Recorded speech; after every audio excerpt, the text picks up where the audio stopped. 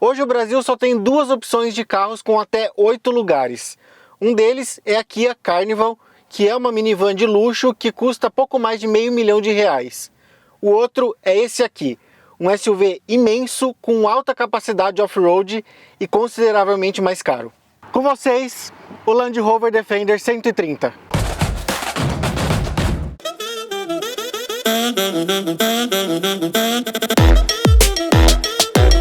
A gente já te mostrou em outros dois vídeos aqui no canal da Quatro Rodas as versões menores do Defender. O Henrique apresentou o 110, que é o tradicional, com 5 lugares, e eu te mostrei o 90, que é a menor configuração com 2 portas. Os links desses dois modelos estão aqui na descrição desse vídeo. Agora a gente também tem o 130, que é o maior integrante da família, com até 8 lugares e que está disponível em versão única no Brasil, a D300X, que parte de R$900 mil. Além disso, essa versão aqui tem uma importante atualização mecânica em comparação aos outros dois modelos que a gente já testou por aqui.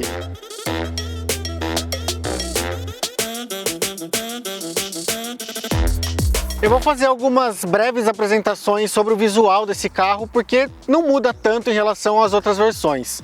Por exemplo, aqui no 130, a principal diferença na dianteira está no capô preto, que é uma característica da versão X, e aqui embaixo, essa parte prateada, tem um tom meio puxado para um dourado, tem um acabamento acetinado, é bem bonito, bem puxado para uma coisa mais elegante. Mas o resto é a mesma coisa, o capô tem esse aplique que simula aquela antiga parte de alumínio que tinha no capô dos antigos Defender para pisar, mas aqui é de plástico, é bom não pisar. Faróis Full LED, enfim, tudo igualzinho das outras versões.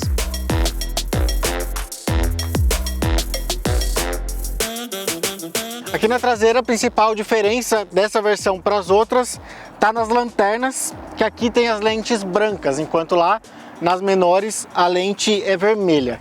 Agora eu vou falar de porta-malas, mas antes eu vou fazer umas observações sobre essa porta aqui, que primeiro que é imensa, apesar de ser leve, né, tem ajuda ali para abrir, ela abre aqui para o lado por uma questão de tradição, né, do Defender, e também por altura. Abrir isso daqui para cima num lugar baixo seria bem complicado, porque o carro já é bem alto, eu vou falar sobre isso em alguns minutos.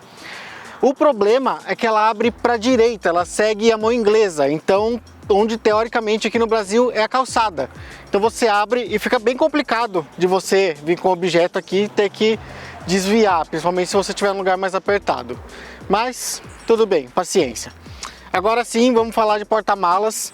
Aqui com a terceira fileira em pé são só 389 litros. Só que convenhamos que dificilmente quem tiver esse carro vai andar assim o tempo todo, com 8, 7 pessoas dentro do carro. Então beleza, dá para rebater aqui essa fileira. O rebatimento desses bancos é individual, então você aperta aqui, recolhe esse encosto, puxa essa tirinha, vai lá para frente. Com os 3 bancos aqui rebatidos, libera um espaço de 1.232 litros. É muito grande, só que o problema, vou abaixar até mais um aqui para você ver, é que fica esse degrau aqui. Então, se você colocar um objeto maior, é bem incômodo esse degrau aqui. Mas aí voltando para a capacidade, tem um problema, porque esse carro tem um foco muito grande em viagem. Então, se você viajar com todo mundo, com 7, 8 pessoas, onde você vai levar bagagem? Então, é um ponto a se pensar. Para fechar, tem aqui uma tomada de 230 volts. Aqui do lado tem os comandos para você erguer ou baixar a suspensão, se tiver com um objeto mais pesado, alguma coisa do tipo. Então você aperta aqui, o carro está descendo, ou você pode subir e ele fica bastante alto. Bom, então agora vamos ali para a lateral, que lá tem bastante coisa para falar.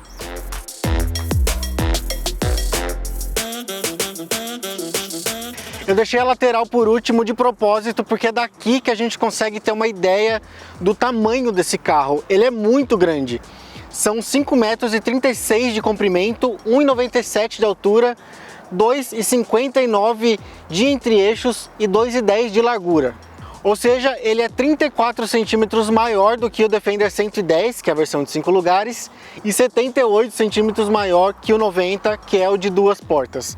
Claro que ele só não chega numa Ram 1500, que aí ela tem 5,90, consegue ser ainda maior.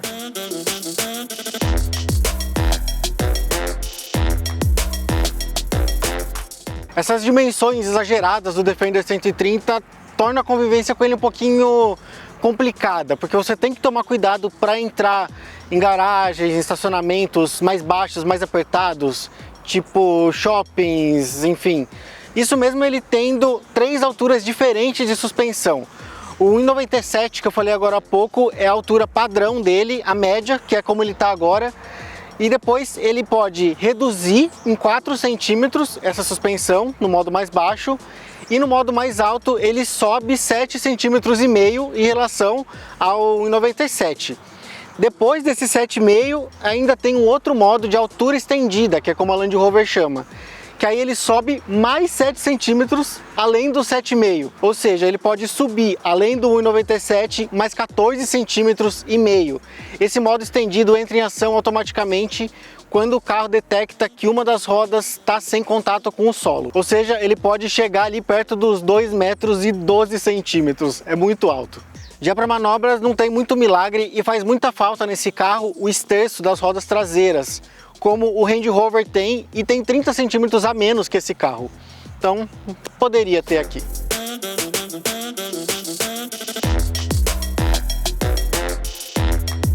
E claro que tudo isso que eu acabei de falar aqui, dessas dificuldades, também valem para trilhas, porque isso daqui passa muito longe de ser um SUV de shopping. Ele tem capacidades muito boas de off-road, é um Defender, só que ele não vai caber em qualquer trilha, então para fazer isso, o 90, o menorzinho, vai se sair melhor. Agora falando sobre aparência, uma das características dessa versão X é que essa base aqui da carroceria, ali nos paralamas, é tudo pintado em preto brilhante. Nas outras versões, isso é em plástico preto sem pintura. Mais um indício de que essa versão aqui tem um foco mais urbano, mais para viagens e menos para fora de estrada. De série, esse carro vem com rodas de 20 polegadas com pneus 255/60. Só que essa unidade aqui tá com rodas de 22 polegadas e pneus 275/45. De novo, sem apelo off-road.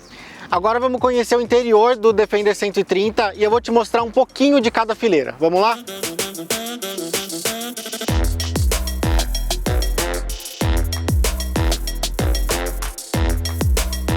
Aqui, claro, o acabamento é impecável, é muito bom. Tem couro até aqui no painel, no volante, no apoio de braço. Os bancos tem uma mistura bem interessante, que ele mistura couro com um tecido. Mas ele é um tecido, chega a ser até áspero, é um tecido denso, mas é bem legal. Também tem aqui do lado, por exemplo, esse acabamento com revestimento em folha de madeira. Tem iluminação em LED por vários pontos da cabine, dá para você mudar a cor. Mas é curioso como tudo isso se mistura, toda essa sofisticação se mistura com uma pegada de robustez, uma pegada mais despojada. Com esses parafusos aparentes, tem aqui no meio, tem aqui nas portas. Nas portas também tem esses pedaços de lata aparente. E isso combina muito com o exterior do carro, que você vê que é um carro de luxo, mas com uma pegada ali de robusto mesmo. Também é muito boa a quantidade de porta-objetos que tem esse carro. Tem aqui essa parte do meio, tem 2 porta-copos, cabe garrafa grande até aqui. Aqui o carregador de celular por indução. Aqui embaixo, porta-objetos bem grande, ali à frente do passageiro. Então você consegue alocar tudo que você precisa. E o assoalho, né, a parte de baixo aqui desses porta-objetos, em todos é emborrachado. Então você não fica com nada sambando aqui, nada fazendo muito barulho. Um outro compartimento bem interessante fica aqui no meio. Ele é bem profundo e é refrigerado. Tem 2 níveis de refrigeração e fica muito gelado de verdade. Dá para você levar tranquilamente aqui umas 2 latas de refrigerante e vai manter gelado. Ele até faz na parede do compartimento, fica até meio suado. É bem legal.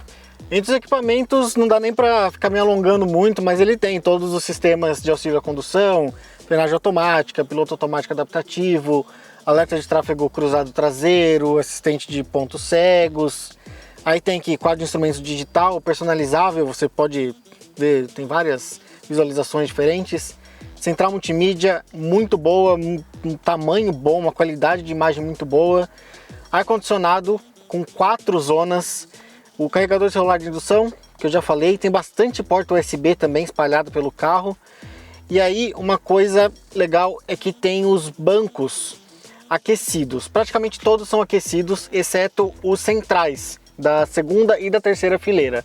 Todos os outros têm aquecimento e os dois aqui dianteiros também têm ventilação. Para fechar, tem uma tecnologia aqui que parece feita só para mostrar para o amigo, mas não é, ela é muito útil, que é esse retrovisor que reproduz uma imagem da câmera que está lá no teto, lá atrás. Porque a visibilidade desse carro é bem ruim, para falar a verdade. É bem pior do que nas outras versões, porque tem mais bancos na frente e ainda tem o step lá atrás. Então você pode ver o espelho, ou então aqui, só fazendo esse movimento, você vê a imagem da câmera de altíssima qualidade. É muito bom, muito útil. Agora sim, vamos passando para as fileiras de trás.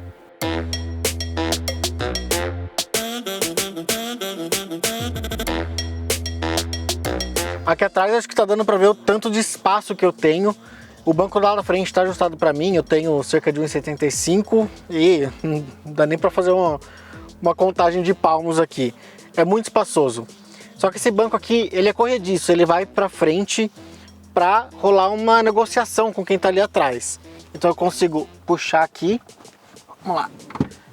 E até no modo mais para frente possível aqui, ainda tem um bom espaço, ainda me sobram 4 dedos aqui.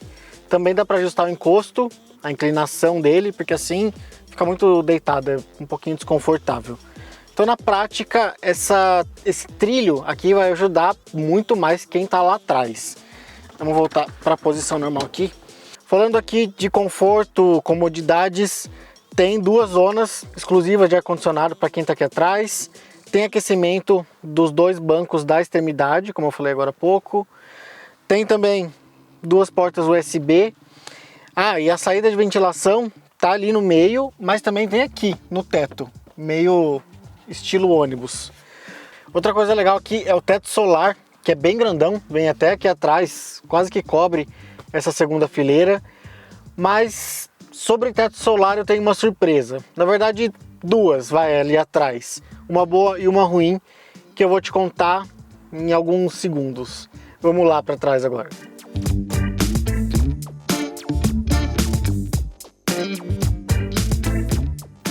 O acesso aqui para a terceira fileira não é dos mais difíceis, mas vai exigir um certo malabarismo ali.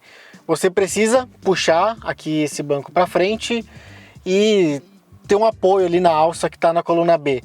É basicamente como num carro 2 portas, só que aqui tem uma altura mais, exige um esforço um pouquinho maior. E aí aqui atrás, diferente da esmagadora maioria dos carros de 7 lugares, ou de 3 fileiras no caso, tem bastante espaço, o assoalho todo plano, bastante espaço para as pernas, para a cabeça, lateral também, sem problema algum. Na prática, 2 pessoas vão confortáveis aqui, uma terceira até dá para ir, não vai ficar apertado, mas aqui o assento já é mais simples, dá para ir, não é mil maravilhas, mas dá para ir. Aqui o único problema no chão também é que a caixa de roda fica bem, aqui no meu caso, na altura da perna esquerda, ali na outra extremidade, na perna direita. Então você precisa ir com uma perna mais à frente da outra ou com o pé mais na diagonal. Mas também, beleza. Só que lembrando que esse banco aqui está todo para frente. Como eu falei agora há pouco, que a segunda fileira vai para frente e para trás, está todo para frente. Você vai ver aí na imagem de cobertura como ele fica para trás. Também não tem problema, não fica apertado, dá para viajar tranquilamente. Entre os mimos aqui atrás tem porta-copos, tem o aquecimento dos bancos, dos 2 laterais aqui, lembrando, como eu falei agora há pouco, e mais uma saída de ar-condicionado aqui. Também tem uma portinha USB-C aqui, outra ali. Tudo que tem aqui que eu estou mostrando tem ali do outro lado também. Ah, e para fechar, eu falei agora há pouco que tinha uma surpresa boa e uma ruim aqui atrás, envolvendo o teto.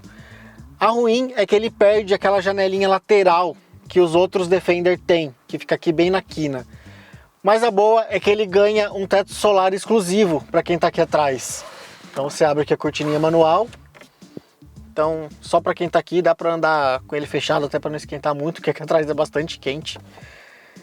E é isso, a vida aqui atrás é bem boa, mas eu vou voltar lá para frente, lá para o volante, que agora dirigindo eu vou te falar sobre mecânica, dirigibilidade, consumo e desempenho desse carro. Vamos lá?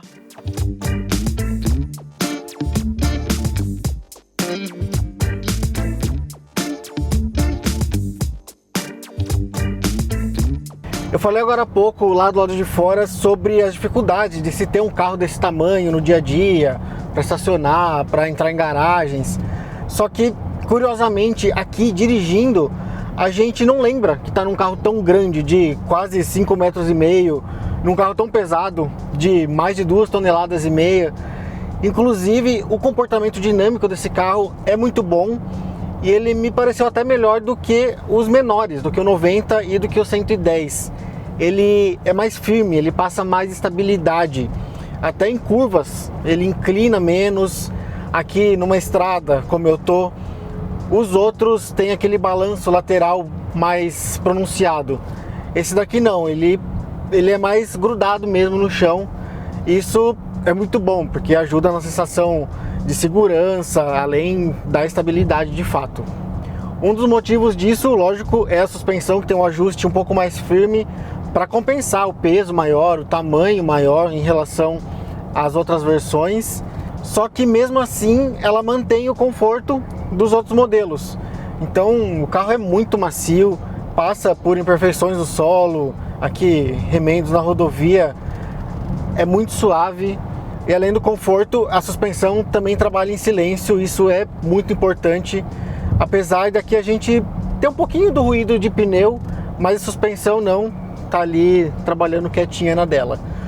Outro motivo para esse carro ter esse acerto melhor é a direção, que é elétrica, é muito leve, bastante direta e não faz, de novo, a gente lembrar que tá num carro desse tamanho. Como a gente está falando de um Land Rover, ou melhor, de um Defender, que é mais do que isso ainda, claro que esse carro é muito mais do que só para asfalto, para rodovia, para cidade. Entre eles a gente tem para transposição de áreas alagadas com sensor de profundidade, tem para lama, para areia, neve, cascalho, são vários os modos.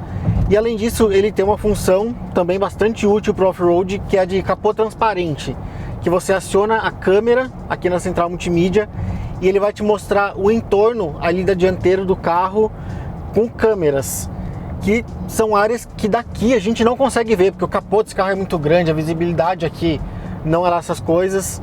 Então tem essa parte, essa função do capô transparente, e tem a câmera off-road também, que vai mostrar bem as rodas, para você ter noção de onde você está se metendo.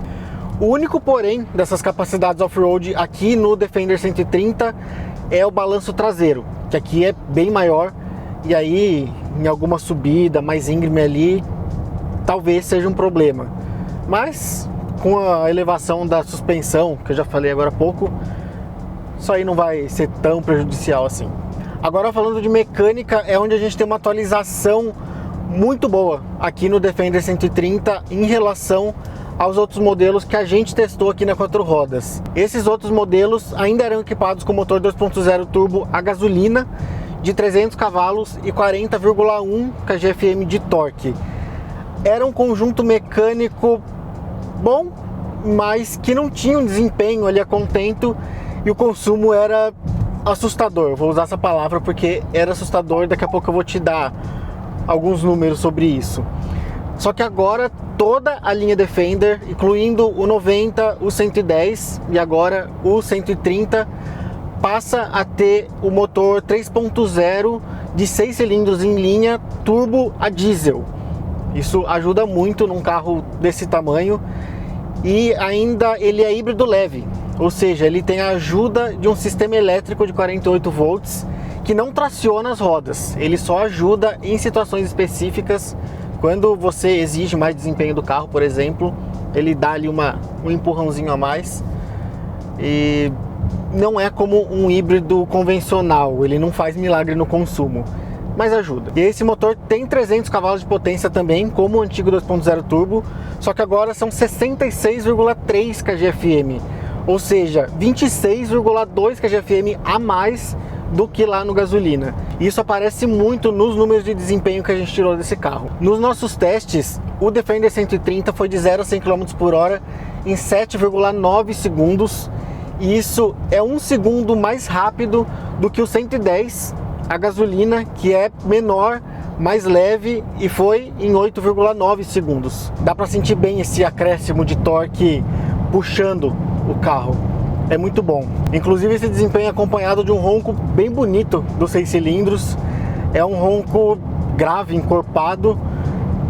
Inclusive em acelerações mais fortes nem parece um motor a diesel, para falar a verdade. Só ali quando você está manobrando que você sente aquela espécie de borbulhar assim. Mas aqui acelerando ele parece um motor a gasolina. Outra coisa que não parece um motor a diesel é o nível de vibração desse carro. Ele é muito suave, lembra bastante o Range Rover que a gente testou há pouco tempo aqui no canal. Parece um carro a gasolina. Mas agora eu vou falar do consumo, que foi a parte que mais me impressionou nos nossos testes, porque esse carro aqui, com suas mais de 2,5 toneladas, fez 9,3 km com 1 litro de diesel na cidade e 12,4 na estrada. É um número muito bom, é um número de picape média a diesel, e é bom principalmente na comparação com o antigo 110, de novo mais leve, menor, só que a gasolina. Lá ele fazia 6,4 na cidade e 8 km com 1 litro na estrada. Isso considerando uma situação ideal, porque em acelerações mais fortes, lugares com muita subida, aquele carro com certeza fazia muito menos de 6,4 na cidade. Só que aí a principal vantagem desse bom consumo desse carro aqui, não dá nem para falar que é a economia de combustível, porque, convenhamos, um carro de R$1 milhão, um tanque ali de R$500 não vai fazer muita diferença pro proprietário. Mas a vantagem está na autonomia, porque se a gente considerar aí um consumo médio de 10 km com litro, mais ou menos, a autonomia desse carro vai lá para uns 900 km, porque o tanque dele tem assustadores 89 litros. É muito grande o tanque desse carro. Então dá para fazer longas viagens sem precisar se preocupar em parar num posto para abastecer. E aí condiz muito com a proposta desse carro aqui, que é mais para viagens mesmo, não tanto para off-road.